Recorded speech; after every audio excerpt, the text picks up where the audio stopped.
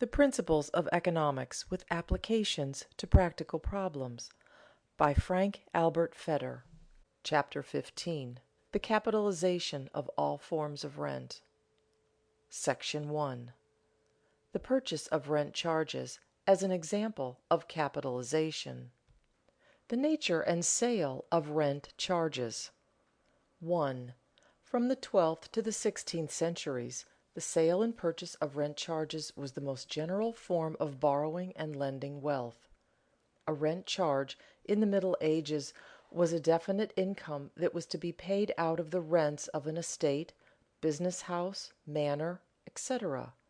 The property was said to be charged with the payment of that income, and some estates were passed on for generations from father to son, charged with a certain rent.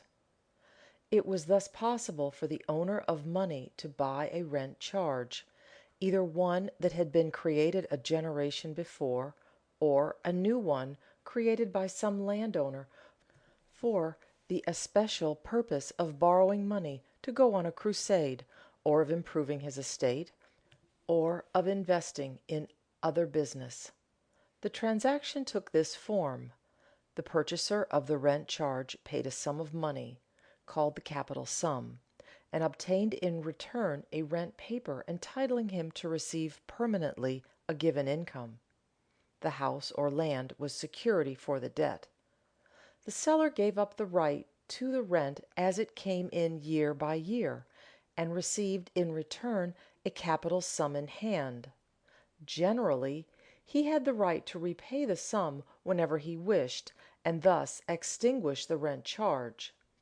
Logically viewed, the purchaser bought an equitable part of the income, therefore an equitable part of that rent-bearing wealth. In effect, it was just like a loan, except that the purchaser of the rent charge could not demand the repayment of his money. He could, however, sell the rent charge when he wished to get his capital out. Gradually, it became usual to sell and transfer rent papers, just as is done to-day with mortgages and bonds. Rent papers thus came in the 15th century to be a negotiable paper in somewhat general use. There was a rise and fall of the value of the rent paper, with changes in the demand for investment in rent charges, or with changes in the security. Rent charges were a convenient investment in medieval cities. 2. The sale of rent charges grew out of an industrial need of the exchange of safe, permanent incomes for larger sums of wealth. The custom of the purchase of rent charges grew up in the cities. The increasing wealth of cities, the growth of commerce and enterprise, caused rent charges to be sold by the owners of houses and real estate in the cities, and the custom spread to the country. It is an instance of the way income became more fluid in the cities during the Middle Ages. This kind of loan contrasted strikingly in the Middle Ages with those loans made commonly by reckless kings, prodigal nobles, and distressed peasants to secure consumption goods. Merchants needed large amounts of wealth for their growing enterprises, and they felt that if they could get a capital sum down, they could make it earn more than the rent charge. A perpetual income of 100 units was therefore exchanged for a sum at the moment of 20 or 25 times that amount. As the wealth of the cities increased, there were some men who wished to retire from active business, and there were widows and children with property which they could not manage directly. Such persons either could not afford to take the risks of active business, or could not judge of themselves, and they formed a class of lenders, or investors seeking some safe income. Between the two classes of active merchants and capitalists lenders, each of whom saw his own advantage and followed it, the practice of buying and selling rent charges thus grew up. Rent charges were not forbidden by the church. The practice was allowed by the church, though interest and the lending of money were forbidden. The loan was substantially a loan of capital, and the rent charge was substantially interest. But in the eyes of the church moralists there was a marked difference, in that the obligation to the purchaser of the rent charge was secured by a permanent and substantial form of wealth, and the contract usually was favorable to the borrowers. In its origin, the practice was not merely an evasion of the law against usury, but a convenient form of contract. It doubtless came, however, to be used as a means of evading the law of the church against usury, and thus became an entering wedge for the general use of money loans. The market value of rent charges reflects the exchange ratio between present and future money incomes. 3. Rent charges had a market value, varying with time and place, and expressed as a number of years' purchase of the rent charge. The sellers of rent charges were influenced by many motives. A lord wished to build a castle or go on a crusade. A farmer wished to improve his estate. A merchant wished to embark on larger ventures. Opportunities thus opened in the cities for men of wealth to get a fixed income for a payment of ready money. In the cities, the buyers seeking a fixed income would bid down, or bid up, the value of the rent charges, which thus came to have a quotable market value. In time, greater and greater amounts were paid by the investors in return for the guarantee of a given income. In rural districts, the value of the charges was low, that is, the capital sum was but 10 or 12 times the value of the annual rent charge, while in the cities it rose to 20 and even 25 times the annual rent charge. A memento of this practice, probably, is the manner in which the price paid for land is spoken of still in England and the continental countries in a phrase quite unfamiliar to American ears, as a certain number of years' purchase. If an estate is sold for 20 times the annual net rental, it is said to be sold at 20 years' purchase. This does not mean that the rental for 20 years only is sold, but that the rental in perpetuity is sold for 20 times the annual rent. That is, the land is sold outright for 20 years' rent paid at once. The estate is looked upon primarily as yielding a fixed income. The value of the permanent possession of the estate is thought of as a certain number of times the value of the income secured. Years' purchase means, therefore, the length of time required for the income to amount to the purchasing price. This attains the thought of the present value of the estate, or capital sum in it, though the capital sum is thought of as a multiple of the income, instead of the income being calculated as a percentage of the capital value. Now, at the rate of 10 years' purchase, an investment of money in land affords an annual interest of 10%, as each year the rental is 1/10 of the original investment. 12 years' purchase yields 8 1/3%. 20 years' purchase, 5%, and 25 years' purchase, 4%. Increase in the number of years' purchase corresponds to a decrease in the rate of interest which the original investment of money, the capital sum, is expected to yield. This is equally true whether the investment be in the legal form of a purchase of the fee simple of land, or in that of the purchase of a rent charge. We are brought to this conclusion, that the present value of the rents in perpetuity of any given wealth is the capital value of the wealth, and that the reciprocal of the number of years' purchase is the rate of interest that an investment is expected to yield. Purchase and sale of rent charges gives way to more modern contracts. 4. The sale of rent charges has gradually given place to the modern form of money loan. The conditions of the contract in the sale of rent charges were gradually changed for greater convenience. When the purchaser, The lender was given the right to require repayment of the capital sum at the end of a specified time, the transaction was brought still closer to an ordinary loan. In this form the sale of rent charges is still found in southern Germany, but the greater simplicity of the money loan and of the sale outright has led to the almost total disuse of the older form of transaction.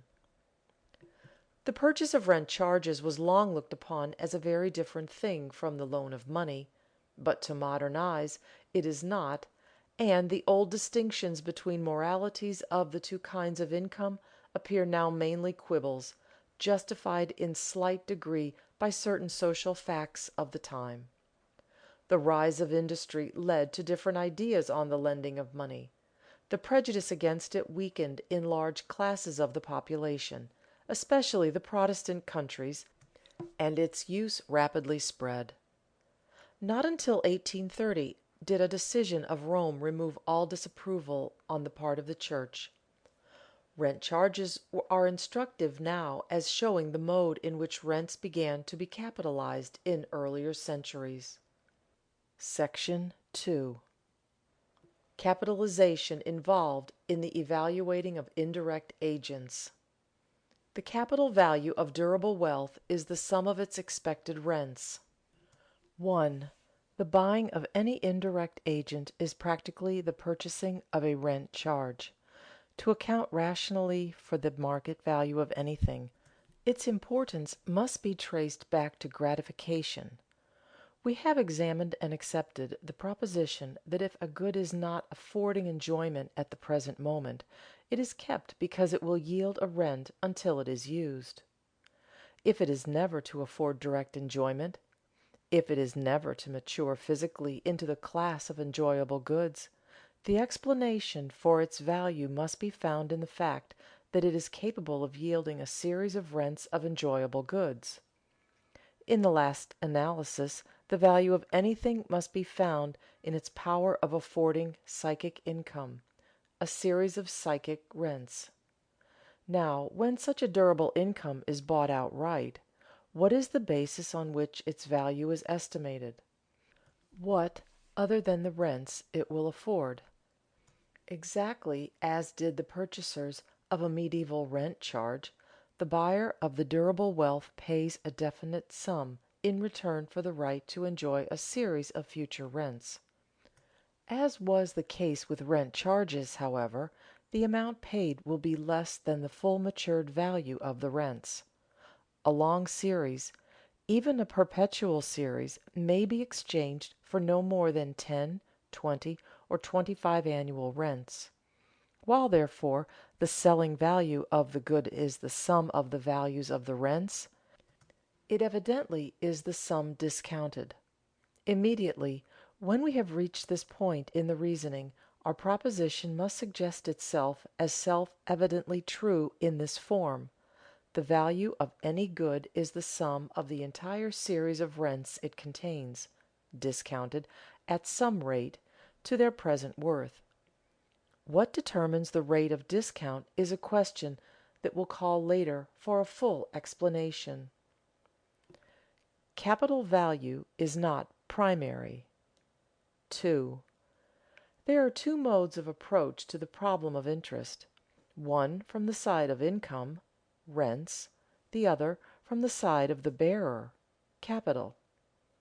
The rate of interest expresses a relation between two values: the value of the income and the value of the sum loaned. Whether it consists of money or of other wealth expressed in terms of money, but which of these values is primary in the study of the causes of value? Which is the base from which the other is derived by multiplying at the rate expressing their ratio? The answer to this question cannot be a matter of indifference to the economic theorist. Universally heretofore the study of interest has been approached from the side of capital. A capital sum was said to be invested and to earn a certain interest, that is, per cent, of that sum. The usage of speaking of the investment of capital as a sum given, and of interest on capital, predisposes the mind to this view. Expected rents are primary and capital value is the year's purchase. But the approach from the side of income has been shown to be in some important cases the historical origin of the rate of interest, and we need but reconsider reasoning that has gone before to see that this is the logical order in all cases. Rent, or income, is a link in the chain of value, connecting gratification or psychic income, consumption goods, rent or usufruct value, and finally capital value. To one keeping in mind the logical cause of value, it becomes inconceivable that capital value could precede income, a view possible only when a fragment of the problem is seen. This being true, the mere mention of a capital sum implies the interest problem and assumes the interest rate. The capital is of that amount because the anticipated incomes, discounted at some rate, equal that sum. The capital sum is a certain number of years' purchase of the series of rents which can be secured by the use of wealth in various industries. The owner of a number of dollars, or of an amount of other wealth expressed in dollars, has open to him various instruments. The value of any wealth is due to the possibility of deriving incomes from it. If, however, the expected income fails to be realized, the capital loses its value, or it is revalued on the basis of the new rents. The investment is then said to be a losing one. Thus, at each stage in the valuation of capital, before it is invested, and at every moment thereafter when the valuation is readjusted to the rents realized or expected, rents are logically primary, the source from which the capital sum is derived.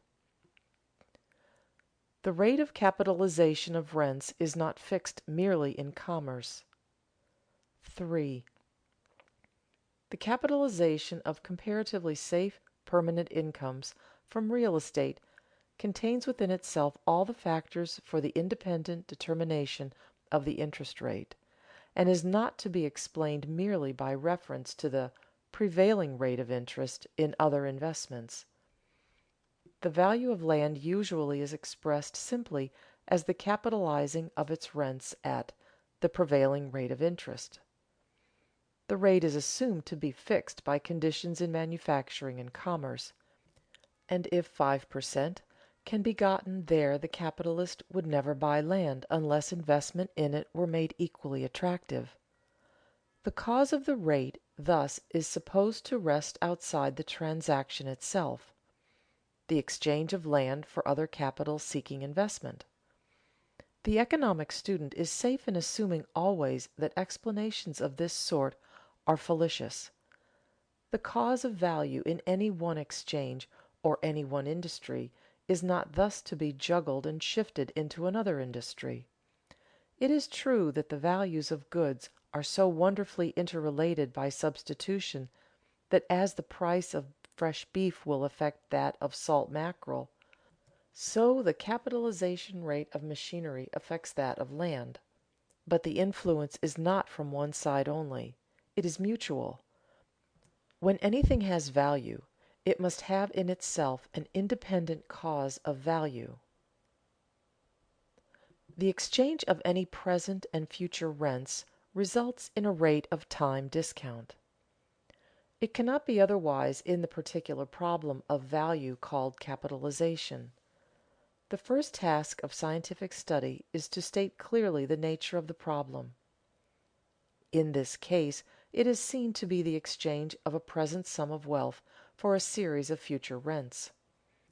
Whenever there are income bearers and buyers and sellers of them, there are the conditions required for the determination of the market rate at which those future incomes shall be discounted. Manufactures and commerce have no peculiar relation to this process. By a flight of scientific imagination we might assume that the stock of indirect agents in the world consisted only of natural food producers, and that this stock and its yield were absolutely unchangeable by man's will or efforts. Each man in such case would have to stand with hands tied, and take the fruits as they matured. Even in such a case there would be capitalization and a rate of discount on future rents. The fruit tree, that is, the whole future series of fruits, would bear a certain relation to one year's yield. The field would bear a certain relation to its crop. Wherever there are buyers and sellers of more or less durable agents of its matters, not what kind or origin, there are present the elements and causes for the fixing of a rate of time discount. Capitalization of a perpetual uniform series of rents. 4. In practical business may be seen innumerable instances of the capitalization of both permanent and limited series of incomes. The simplest case is the capitalization of unvarying and supposedly perpetual series of rents.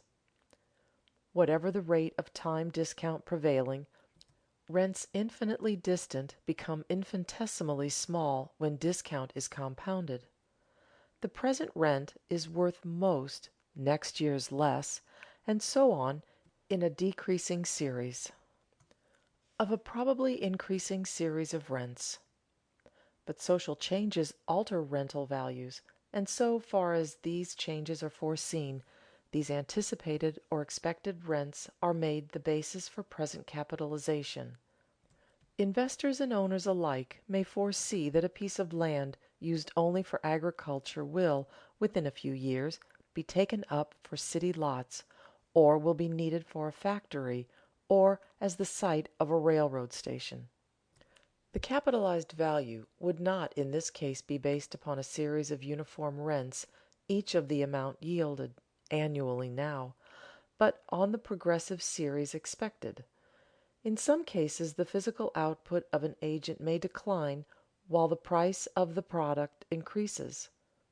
Modern foresters foresee that the selling price of the timber will be greater 25 years from now than it is today, and they therefore estimate the rental value of the forest on the basis of the future price, thus justifying expenditure that would be unwise if present prices were to continue. And of a declining or fluctuating series of rents. Again, the expected series of incomes may be declining, as the royalties (not typical rents) secured from mines. If the income is expected steadily to fall, and to disappear at the end of the 25th year, the value of the mine would be the capitalized sum of a limited and digressive series of incomes. Mode of fixing the rate of time discount in practical business. Every exchange of a durable agent involves an estimate, rough and imperfect it may be, of that agent's future. The practical men, however, who are thus fixing the capital value of goods, are usually only dimly conscious of the logical nature of the process. In fact, the process goes on in a way much less analytical and conscious, much more empirical than this analysis would indicate. Most men simply buy as cheap as they can the agents which at the price they believe will add most to their income. The future changes are only roughly, not accurately estimated. The shrewd bargainer is the one who foresees more clearly than his fellows the complex changes to come. Other men blindly follow. The ability and the inability to foresee such changes make men rich and poor. In all this bidding for capital, the logical basis of the value is the series of rents. When the agent is bought outright, the very concluding of the bargain fixes a relation between the expected value of the income and the value of the capital invested. In other words, the exchange of durable agents virtually wraps up in them a net income, which it is expected will unfold year by year when rents mature and are secured. At the moment of the investment, the expected rents are expressed as a percentage of the capital sum. Section 3. The increasing role of capitalization in modern industry. As exchange increases, capitalization of goods becomes more usual. 1. Where a system of exchange is highly developed, things are looked upon as capital yielding an objective income, rather than as wealth yielding immediate means of enjoyment. In the old organization of industry, most men got most of their living from the things they raised or made. At the present time, goods are gotten in the most indirect ways. Men seek wealth because it will yield them an objective or money income, knowing that if they can get the income, they can get other things by exchange. In business today, wherever there is a rental, it is capitalized, has a market value, is bought and sold. Men compete in the purchase of income-yielding agents. There is a continual contest in judgment among investors to secure the largest rent for the smallest outlay. On the other hand, the owners of any rental strive to secure the largest capitalization for it they can. In this market for capital, it is money rents that are exchanged as an indirect means of arriving at gratification. Various kinds of corporation securities put expected incomes in saleable form. 2. The issue of capital stock is the putting of the incomes of wealth into marketable form. Stock companies, or corporations, are business enterprises which issue stock or certificates of a share in their wealth and income. Doubtless, the convenience of the sale and transfer of invested capital by the use of stock has been one of several reasons for the large increase of this form of organization during the past century.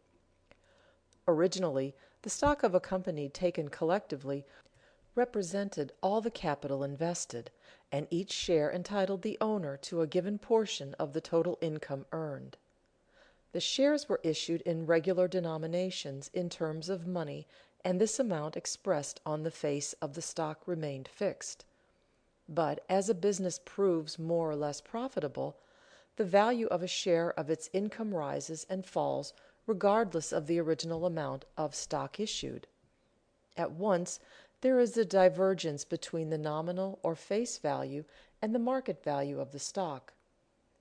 The nominal value is relatively permanent, the same year after year. It may increase by further issues, but rarely is it decreased. But when stock is the only form of claim on the earnings that is issued, the fluctuations of the market value of the stock record the real value of the business, that is, the capital value of the rents it is expected to yield. But in present practice there are several forms, of which stock is but one, in which an investor may buy a share in the earnings of a business. Bonds usually do not give their owner a vote in the management or make him, in the technical legal sense, a part owner in the business. Bonds representing money loaned to a company and entitling their holder to regular interest payments are nearest in form to the medieval rent charge. Next stands preferred stock, which entitles the owners to share first in the dividends, if there are any, and finally the common stock, which gets a share only when the other claims are satisfied. By the multiplication and further variation of these readily saleable claims on industrial incomes, the needs and desires of investors are met more fully and with greater precision.